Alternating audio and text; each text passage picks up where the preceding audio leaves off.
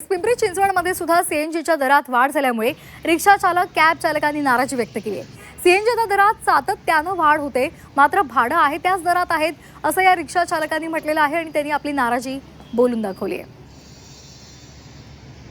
तर सीएनजी पंपावरून आढावा घेतला आमचे प्रतिनिधी कैलास पुरी यांनी। पाहूया।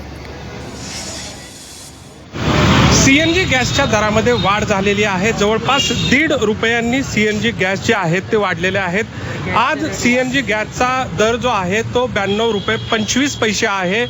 मात्र असं असलं तरी मोठ्या प्रमाणात गर्दी जी आहे ती सीएनजी गॅस पंपवर जी आहे ती पाहायला मिळते। कार असेल किंवा व्यावसायिक रिक्षा चालक जे आहेत ते सर्वजण जे आहेत ते या ठिकाणी सीएनजी भरण्यासाठी आलेले आहेत। नेमकी दराची परिस्थिती काय आहे, कशा पद्धतीनं फरक पडलाय, काय फरक पडतोय का, आपल्याबरोबर सीएनजी गॅस स्टेशनचे मॅनेजर आहेत, त्यांच्याकडून जाणून घेऊया।